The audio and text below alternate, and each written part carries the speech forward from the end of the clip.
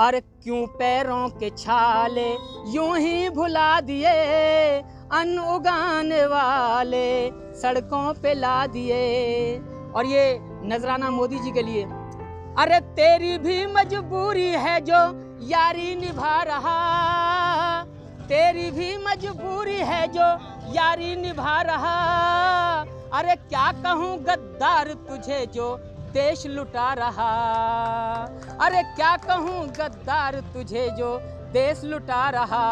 तूने किसान खून के आंसू रुला दिए, अरे अन्न उगाने वाले सड़कों पे ला दिए। गाजीपुर बॉर्डर पर हूँ। कनाडा की एक संस्था है जो लगातार पिछले 33 दिनों से इस आंदोलन में अपना सहभाग करती आ रही है। सिंधु बॉर्डर पर भी मुझे मिले थे।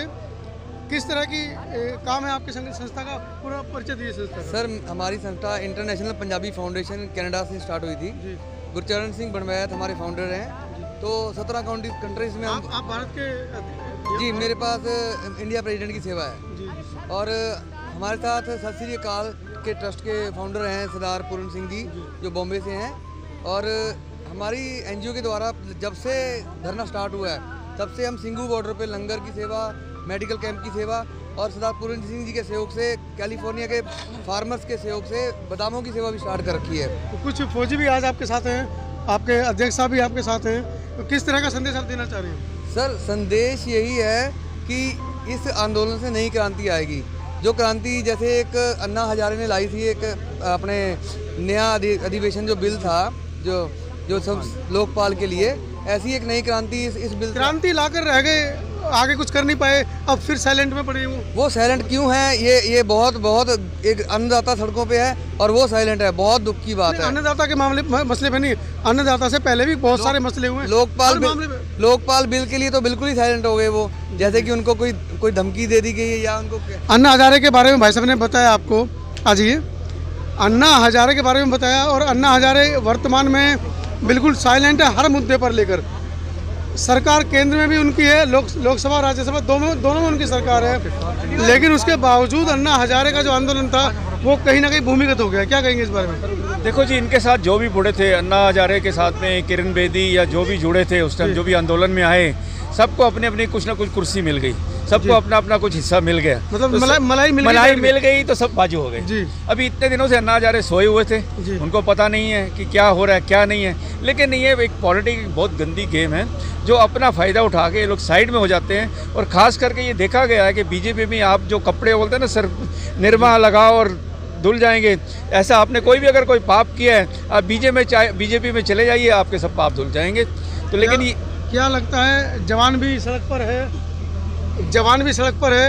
और किसान भी सड़क पर है और आमने सामने है, और जबकि एक ही परिवार के दो बच्चे हैं। नहीं, आमने सामने बिल्कुल नहीं है जी, एक साथ है जवान और किसान। अभी एक साथ है। अभी 10 दिन पहले वीडियो वायरल हुई है, लाखों की संख्या में फौजियों को, खासकर रैपिडेक्स पुलिस को भेजा गया है। आप कह रहे हैं आमने सामने नहीं है। आपके अधिक सरकार का भ्रम है। बिल्कुल ये सरकार का भ्रम है जी कि फौजी हमारे साथ है जी। फौजी बिल्कुल सरकार के साथ नहीं है, क्योंकि जो किसानों का हाल कर रखा ना, वही अंदर की बात आपको बताएं तो वही हाल इन्होंने फौजियों का भी कर रखा है जी। इससे पहले इतना बुरा हाल फौजियों का कभी नहीं हुआ है। खाली बोलने से कुछ नहीं होता है, करके दिखाने से कुछ होता है। आज उन्होंने बोला था हम रेल चलाएंगे बम्बे से अहमदाबाद से, कहाँ है रेल तो बिक गई, जो हमारी अडानी वानी ले गए हैं। तो जो रेल उन्होंने मुझे बोला था कि हम वहाँ से बम्बे से अहमदाबाद से हम फास्ट ट्रेन चलाएंगे, और चलानी तो बहुत दूर की बात है, वो तो बिक गई। फास्ट ट्रेन तो बहुत दूर की बात है, बुलेट ट्रेन नहीं आई। हाँ, बुलेट ट्रेन नहीं आई तो नहीं बना दे। हाँ, वो तो बिक गई ना, जो जिसकी बात कर रहे हैं। तो बोलने से कुछ नहीं होता है। एक अगर इंसान अगर ये ठान ले मैं अपने निर्मल आत्मा से कार्य करना है, तो वो देश विजय होगा, उसका झंडा सातवें आसमान पे बुलंद होगा। अगर आदमी के अंदर ये बदनीयत होगी कि वो बगाना है ये अपना है, तो नष्ट होगा, आज नहीं तो कल होगा।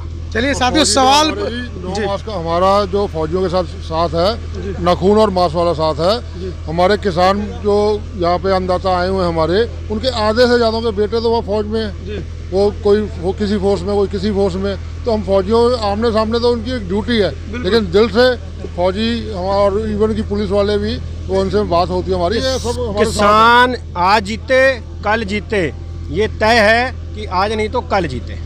ये एक दिन नहीं जीतेगा पर एक दिन जरूर जीतेगा, 100% ये कह रहे जी। एक चीज़ आपसे शेयर करना चाहते हैं कि हमारे जो पंजाब से किसान भाई अमेरिका में जा बसे हैं और खेती बाड़ी करते हैं, उनका जो खून है वो यहाँ है, यहाँ का खून है। और आज भी उनका जो प्यार है, उस प्यार को देखते, किसान का दर्द देखते हुए उन्होंने कम से कम 100 क्विंटल बादाम की सेवा जो है हमारे व्यापारी भाई जो हिंदुस्तान में हैं उनके थ्रू इधर भेजी है। और हम लोग जो सेवा है वो इन किसानों भाइयों के लिए लगे हुए हैं। मोदी जी के चेले चपाटे कह रहे हैं कि किसान तो बादाम खा रहे हैं, ये कहाँ से किसान हो गए? सेवा तो करनी पड़ेगी जी, जो किसान लगे होंगे 2-2 महीने से। ना ये किसान नहीं खावे तो आप जो मलाई खाते हो विदेशों से आती है। वो ये कह रहे हैं कि इतनी अच्छी जैकेट पहन रखी है, जीन्स पहन रखी है, ये कोई किसान है? ये तो बाहर से आ गए। पर उसको पूछो ना जो इतने लाखों का सूट पहनता है, मैं अपने आप को चौकीदार बताता है, इतने लाखों का सूट पहनता है तो चौकीदार कहाँ से हो गया? कोरोना के टाइम पे चाय बेचने वाला आदमी 10 लाख का सूट पा सकता है, उसकी गरीबी का। उससे तो अच्छा केजरीवाल है जो कम से कम ओबामा पे आने पे चप्पल में चला गया, मफलर तो बांधता है। मगर बात यह है, जीन्स पहनी हुई है। हमारे किसान परिवार जितने पंजाब के, उनका सबके बच्चे बाहर हैं, विदेशों में हैं, वो वहाँ काम करते हैं। यहाँ किसानों से हमारे को आमदनी नहीं हो रही है कि सोचो हमारे को इतनी आमदनी कि हम यहाँ पे गाड़ियाँ ले लें, तो सबके बच्चे बाहर है, वहाँ से वो पैसा भेजते हैं। अगर किसान ने पेंट पाई है तो हमारे देश की तकदीर बदल दी किसानों ने। हमारे देश की तरक्की है, हमारे देश का नाम है कि हमारे देश के किसान जो है वो जीन पेंट पा के घूम रहे हैं, ना कि नंगे घूम रहे हैं। मोदी का कहने का मतलब है, मोदी के भक्तों का कहने का मतलब यह है कि हमारे किसान सिर्फ खाली नंगे घूमे। ये कहाँ की दुर्दशा है? ये भारत के देश की दुर्दशा है कि ऐसा लोग सोचते हैं। उनके लिए इससे ज्यादा बुरी बात हो नहीं सकती। जय जवान। देख रहे हैं गाजीपुर बॉर्डर से मेरे साथ तमाम राष्ट्रीय अंतर्राष्ट्रीय जो संगठन हैं उनके पदाधिकारी यहाँ पर जमा हैं। 100 क्विंटल बादाम विदेशों से अगर आता है, इन किसानों के बेटे उनको भेजते हैं, तो इसका मतलब ये नहीं है कि फंडिंग विदेशों से हो रही है। आप देख रहे हैं समता आवाज़ टीवी चैनल के साथ ये खास पेशकश गाजीपुर यूपी बॉर्डर से। मैं मनोज अंतानी, धन्यवाद। या भीख मांगते अपने खून पसीने की सही कीमत चाहते। अरे इतनी सी उम्मीद में, अरे इतनी सी उम्मीद में, अरे घर भी लुटा दिए।